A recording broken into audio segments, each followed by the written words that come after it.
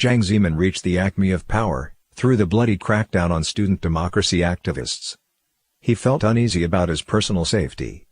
The Central Security Guard was responsible for all the central government officials, including the chairman and vice chairman of the People's Congress and the Chinese People's Political Consultative Conference.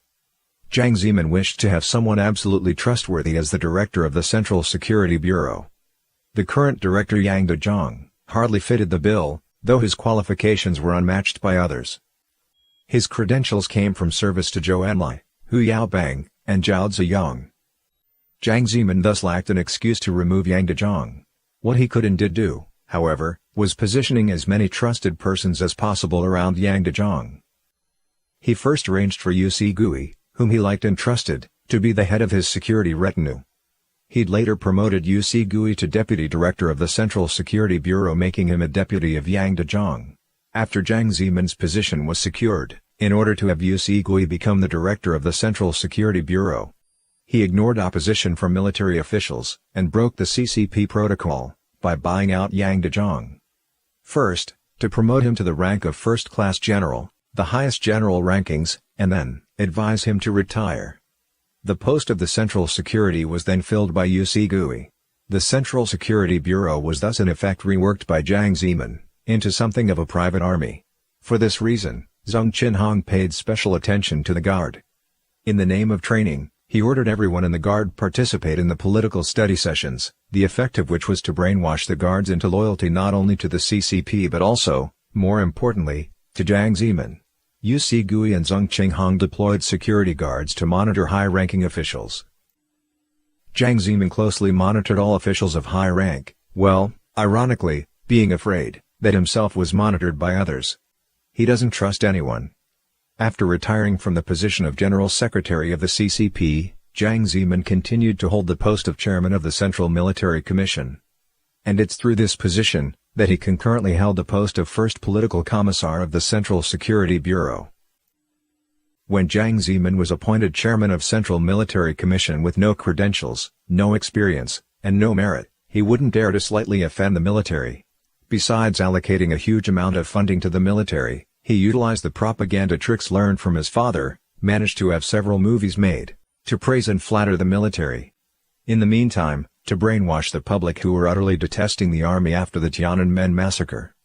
Jiang Zemin's position in the party was not stable at that time.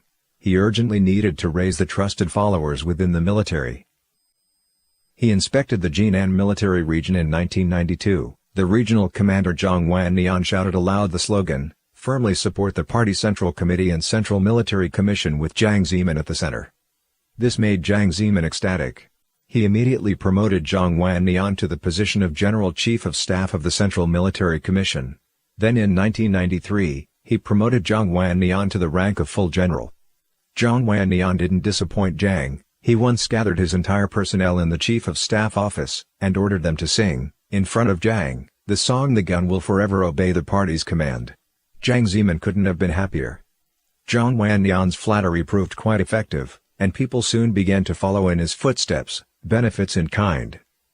Guo Boxiong was an army commander and major general in the 47th Army. In the early 1990s, Jiang Zemin went to inspect Shanxi province. When he napped for over 2 hours at noon, Guo Boxiong stood guard for him outside the door. Jiang Zemin took an instant liking to Guo Boxiong, transferred him to Beijing Military Region, and made him a vice commander. After that, he was promoted 3 times, at one point, became the vice chairman of the Central Military Commission, and being awarded the rank of full general. Yu Yongbo was another such figure, flattering Jiang Zemin without let-up.